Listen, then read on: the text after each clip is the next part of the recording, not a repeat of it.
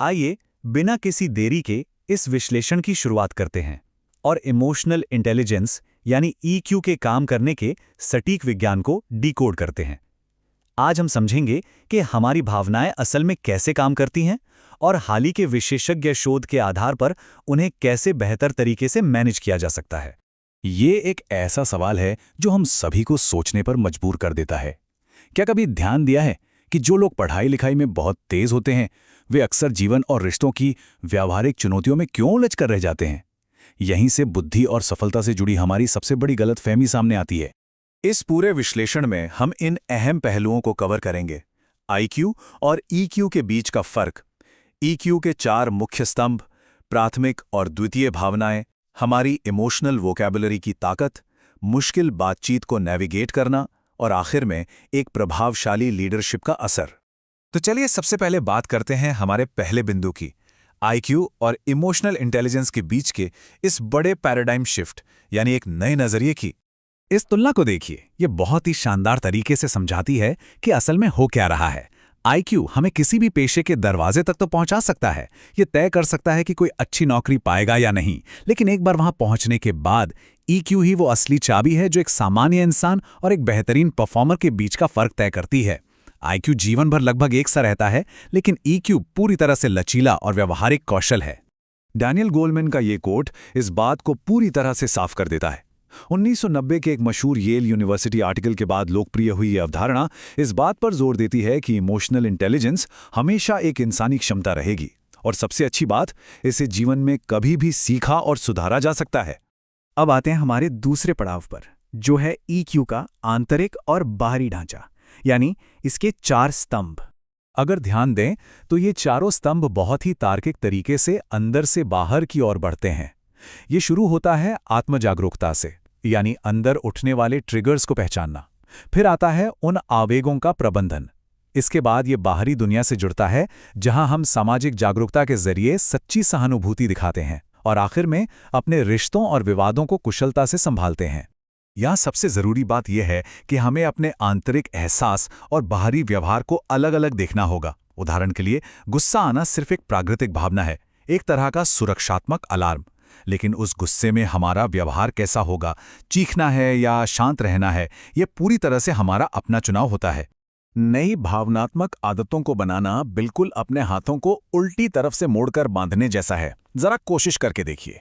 शुरुआत में यह बहुत ही असहज और अजीब लगता है ना? न्यूरोप्लास्टिसिटी बिल्कुल ऐसे ही काम करती है। शुरू में अटपटा लगता है, लेकिन बार बार कोशिश करने से ये नई प्रतिक्रिया बिल्कुल स्वाभाविक और ऑटोमेटिक हो जाती है।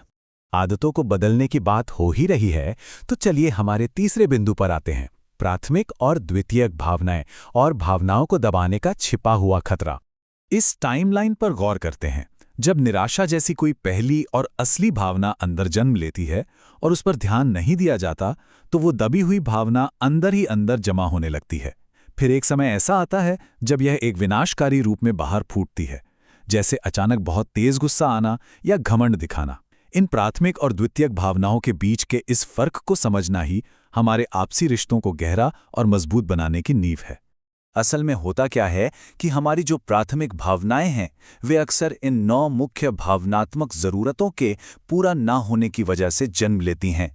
इसे ऐसे समझ सकते हैं कि जैसे पेट में तेज भूख लगने पर पूरे शरीर और दिमाग में एक तरह की घबराहट या पैनिक होने लगता है, ठीक वैसे ही इन भावनात्मक जरूरतों के पूरा ना होने पर हमारा दिमाग पैनिक करने लगता है। अब हम बढ़ते हैं चौथे बिंदु की ओर, जो इन जरूरतों को विनाशकारी रूप लेने से रोक सकता है। वो है हमारी इमोशनल वोकैबुलरी की ताकत। अपनी भावनाओं के लिए एक सटीक शब्दावली विकसित करना एक गेम चेंजर साबित हो सकता है, खास तौर पर जब हम अपने जीवन साथी या परिवार के साथ किसी मुश्किल बहस में फंसे हों। भावनाओं को एक ही छतरी के नीचे रखने के बजाय उन्हें उनका सही और सटीक नाम देना किसी भी बात को बिगड़ने से पहले ही संभालने का सबसे बेहतरीन तरीका है। जरा इस अंतर को देखिए। अगर हम अपनी भावना को सटीक रूप से निराशा कह पाते हैं, न कि सिर्फ आक्रोश या गुस्सा, तो उस समस्या को सुलझाने का हमारा पूरा नजरिया ही बदल जाता है। हर भावना का मूल कारण अलग होता है, इसलिए हर उलझन को सिर्फ गुस्सा कहने से बात बनने के बजाय अक्सर बिगड़ जाती है। इसी शब्दावली का उपयोग करते हुए हम आते हैं अपने 5वें हिस्से पर, मुश्किल बातचीत को कैसे संभालें और तुरंत रिएक्ट करने की बजाय सही रिस्पॉन्स कैसे दें। जब भी कोई मुश्किल स्थिति आए तो गहरी सांसें लेना और थोड़ा पानी पीना बहुत ज़रूरी है, क्योंकि ये शरीर के तापमान को कम करके हमारे तुरंत लड़ने वाले आवेग को शांत करता है। लेकिन याद रहे, ये सिर्फ पहला कदम है। असली समाधान तब निकलता है जब शांत होने के बाद हम उस मूल समस्या पर वापस लौटकर बात करें जिसकी वजह से वो ट्रिगर पैदा हुआ था। खराब लिसनिंग यानी ठीक से न सुनना इमोशनल इंटेलिजेंस की दुनिया में सर्दी जुकाम की तरह आम है। मुश्किल बातों से बचने के लिए सिर्फ एक टेक्स्ट मैसेज कर देना या इमोजी भेज देना असल घनिष्ठता को खत्म कर देता है। इन बातों को सफलतापूर्वक नेविगेट करने के लिए जरूरी है कि हम अच्छे श्रोता बने, दूसरों की बात बीच में न काटे और उनके मूल विचारों को सच में समझने की कोशिश करें। अब हम इस विश्लेषण के छठे और अंतिम खंड की ओर मुड़ते हैं, एक प्रभावशाली लीडरशिप पर ईक्यू का व्यापक प्रभाव। येल स्कूल ऑफ मैनेजमेंट का ये शोध बिल्कुल सच है। भावनाएं किसी छूत की बीमारी की तरह फैलती हैं। एक ऐसा लीडर जिसका ईक्यू कम है, वो पूरे ऑफिस या संगठन की ऊर्जा को सोखकर खत्म कर देता है।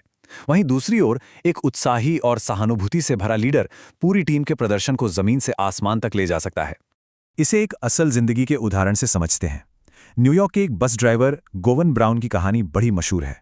उनका ईक्यू इतना कमाल का था कि वे बस में चढ़ने वाले थके हारे और चिड़चिड़े अजनबियों को भी अपनी बातचीत और सहानुभूति से खुशगवार बना देते थे।